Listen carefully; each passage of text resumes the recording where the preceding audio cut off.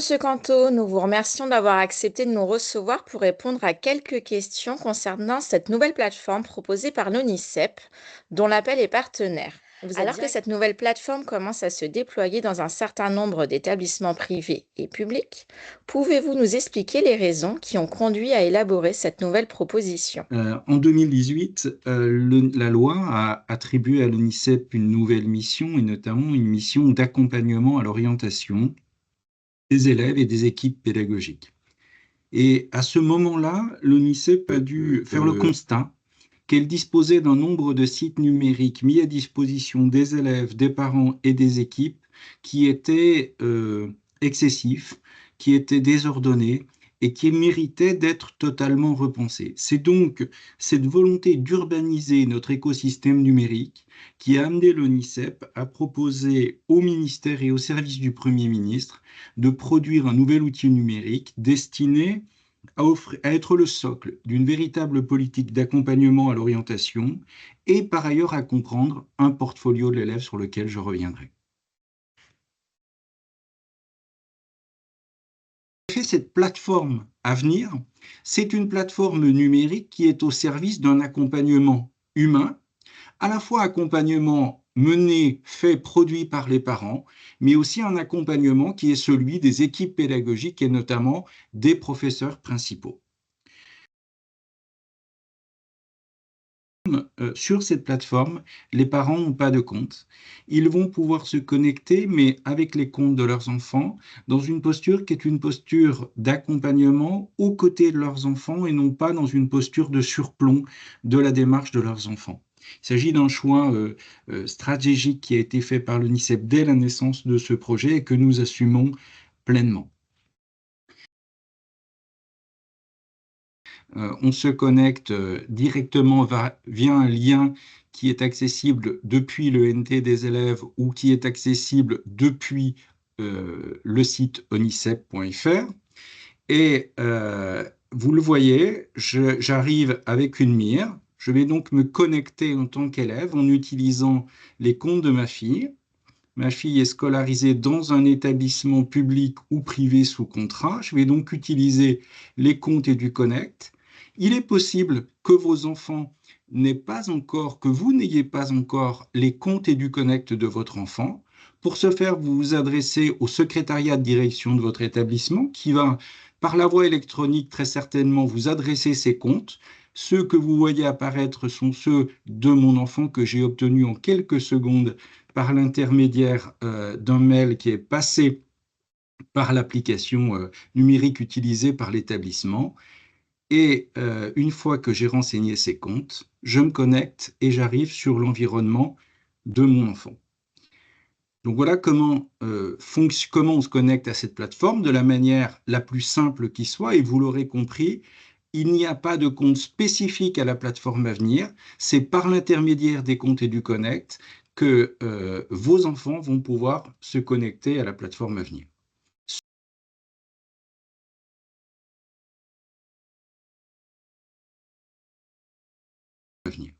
Sur cette plateforme Avenir, vos enfants vont disposer d'objectifs annuels. Vous en voyez apparaître 3 à l'écran, qui sont relatifs au niveau 4e, puisque mon enfant est scolarisé en classe de 4e, et ces objectifs annuels qui ont été produits en lien très étroit avec le ministère de l'Éducation nationale sont vraiment les grands enjeux de chacun des niveaux.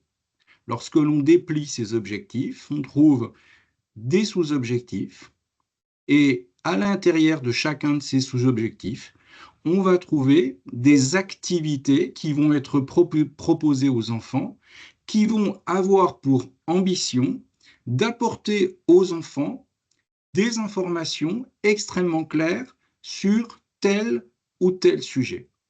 Lorsque l'élève aura réalisé l'activité qui lui est proposée, qui peut être le fait de prendre connaissance d'un contenu, qui peut être le fait de réaliser un objectif pédagogique, eh bien, votre enfant aura la possibilité de s'auto-positionner. Là, je suis sur un objectif, vous le voyez, où en ligne, on interroge l'élève et on va lui demander de répondre et d'enregistrer les réponses qu'il aura réalisées. Lorsqu'il aura terminé cet exercice qui est extrêmement rapide, qui n'excède pas 5 à 10 minutes, eh bien, votre enfant va pouvoir soit recommencer, soit passer à l'exercice suivant, soit enregistrer ce qu'il a produit pour en conserver la trace, et il aura la possibilité de cette manière-là à dire à ses enseignants, et notamment à son professeur principal, ben écoutez, pour ce qui est de cet objectif, les choses sont pour moi très claires, j'ai parfaitement compris ce qui m'était demandé, donc tout va pour le mieux. Ou à l'opposé, va permettre à l'élève de signifier à l'enseignant qu'il a besoin d'être accompagné. Deuxième élément de réponse, je suis toujours sur le compte de cet enfant de quatrième. Vous voyez qu'elle dispose ici au centre de sa page principale d'un certain nombre d'outils. Ces outils sont adaptés à chacun des niveaux. Ils seront donc différents pour un élève de troisième, pour un élève de seconde, pour un élève de terminale. Et en l'occurrence, ces outils vont permettre aux enfants de travailler leur projet d'orientation sur la plateforme Avenir. Très concrètement, sur le niveau collège, l'ONICEP a produit un outil qui va permettre aux enfants de découvrir 90 métiers dans le cadre de la politique de découverte des métiers. Et vous voyez que ce module numérique est conçu pour être travaillé en ligne, soit en classe avec son enseignant, soit de manière autonome sur son smartphone ou sur un ordinateur fixe.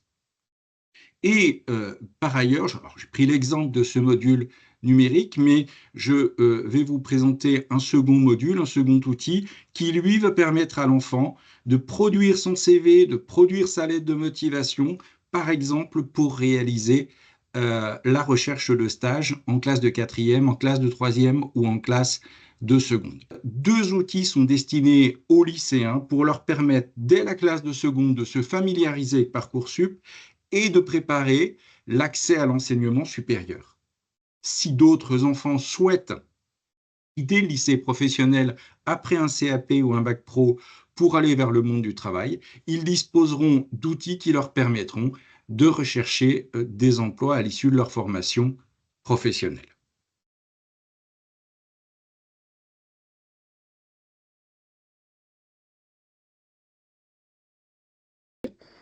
Alors, pour le coup, cette plateforme se veut la plus inclusive qui soit, la plus respectueuse qui soit de la diversité des élèves, et en ce sens, elle est respectueuse du règlement que l'on appelle le RG2A, qui fait qu'elle sera très accessible pour tous les profils d'élèves. En revanche, elle ne propose pas d'outils spécifiques. Elle propose éventuellement aux équipes pédagogiques des activités pédagogiques qui sont adaptées à différentes catégories d'élèves, à différents publics d'élèves, mais les élèves ne perçoivent pas qu'on leur propose des activités différenciées selon leur profil. En revanche, puisque c'est une plateforme d'accompagnement qui est fondée sur un accompagnement pédagogique fait par les enseignants, fait par le chef d'établissement, par la directrice ou le directeur de l'établissement, eh bien, il y a des contenus éditoriaux qui vont être proposés à ces enseignants. Il y a des modules de formation qui vont permettre aux enseignants de monter en compétences et d'être en capacité d'offrir le meilleur accompagnement et un accompagnement adapté aux besoins spécifiques de certains publics.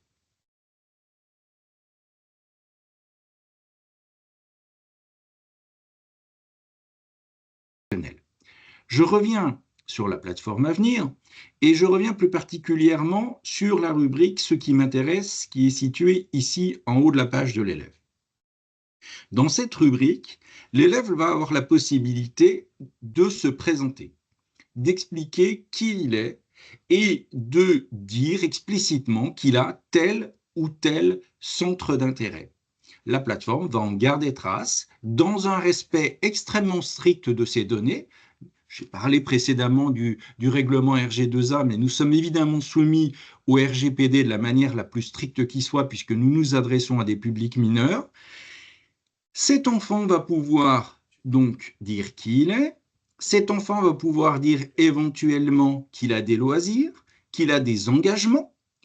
Et cet enfant va aussi pouvoir manifester le fait qu'il est scolarisé dans une région qui est l'Île-de-France, mais potentiellement qu'il souhaiterait qu'il est intéressé par des informations qui viendraient d'autres régions. Et donc, l'élève va avoir la possibilité de choisir la région, j'en prends une de manière tout à fait fortuite, les Hauts-de-France, il l'enregistre. Ce que je viens de faire sur la plateforme va, de manière systémique, faire que l'élève en question recevra des événements qui viendront des deux régions que l'élève aura renseignées. Imaginons un élève de terminale qui est aujourd'hui scolarisé à Lille et qui souhaite poursuivre ses études l'an prochain en Île-de-France. En ayant renseigné ces deux régions, il aura accès à l'ensemble des contenus éditoriaux et à l'ensemble des événements qui seraient poussés sur la plateforme par ces deux territoires. Et puis, au-delà de cela, dans ce qui m'intéresse, l'élève va pouvoir aussi accéder à l'ensemble des contenus éditoriaux qui sont disponibles sur onicep.fr. Alors au moment où je vous le dis, cette fonctionnalité n'est pas encore, elle est ici, vous le voyez, elle est en dessous. L'élève va avoir la possibilité de dire quels sont les domaines professionnels qui l'intéressent, éventuellement les métiers qui l'intéressent, et pour répondre à la question que vous m'avez posée précédemment, eh bien, l'élève va se retrouver face à un moteur de recherche qui va lui permettre de faire une recherche. Alors, je vais au hasard rentrer un nom de métier et de manière mécanique, automatique, l'élève aura accès à l'ensemble des fiches métiers et des contenus éditoriaux qui sont produits par l'ONICEP, qui sont sur onicep.fr. L'élève va avoir la possibilité, bien entendu, d'en prendre connaissance, mais aussi de les ajouter à son portfolio, en d'autres termes, de les conserver dans sa plateforme à venir. Si je poursuis mon raisonnement, je vais, si vous le permettez, revenir sur Avenir. J'ai aussi la possibilité, je scrolle un petit peu, pardonnez-moi, je vous ai présenté le choix d'un métier. Donc vous voyez que ce métier apparaît bien de manière très explicite. J'ai la possibilité, vous le voyez, de le supprimer instantanément. Je vais avoir la possibilité de choisir les formations qui m'intéressent. Si je suis cohérent et que je recherche des formations dans les métiers du droit, eh bien, on va me proposer un certain nombre de formations. Si je recherche une licence de droit, je vais avoir la possibilité, là aussi, de l'inscrire dans mon portfolio. Et vous allez voir que de manière automatique, les choses ont été enregistrées et j'ai la fiche formation licence mention droit qui apparaît ici. J'aurai là la possibilité d'accéder à la liste des établissements qui produisent, qui me permettent de poursuivre ces études en licence de droit. Et je vais jusqu'au bout. Vous le voyez, l'enfant dispose de son portfolio. Dans son portfolio, cet élève va pouvoir renseigner, va pouvoir mettre une photo d'identité s'il le souhaite. Cet espace est un espace qui est véritablement personnel, auquel les enseignants ont un accès très incomplet et très superficiel. L'élève va pouvoir immédiatement voir l'ensemble des traces qu'il a laissées sur la plateforme. Il a manifesté un intérêt pour une formation qui apparaît ici. S'il travaille sur un certain nombre d'outils et qu'il dépose des CV, ils apparaîtront ici. La jeune fille en question n'a pas encore travaillé.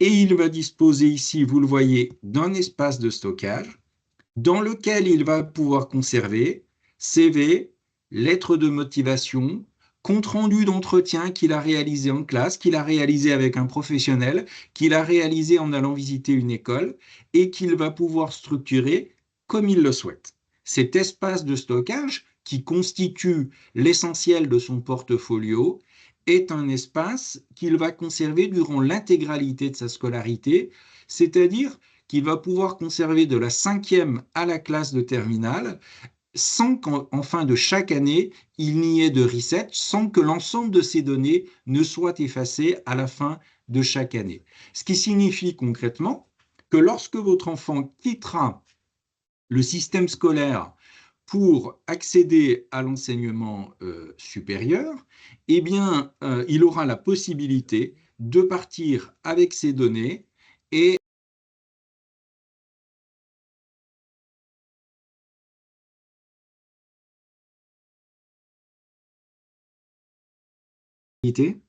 nous avons une équipe de documentation extrêmement puissante à l'ONICEP, extrêmement importante, et des équipes rédactionnelles qui travaillent à la mise à jour de ces fiches métiers, qui travaillent avec le monde économique, de manière à ce que nos fiches métiers soient les plus complètes possibles, les plus adaptées possibles au public. Je ne suis pas certain qu'une fiche métier destinée à un enfant de 5e, fût sur le métier de boulanger qui semble simple a priori, puisse être rédigée de la même manière pour un enfant de 5e et pour un enfant de terminale au regard des appétences et des choix qu'ils ont à faire. Donc nous faisons ce travail de mise à jour de manière quotidienne et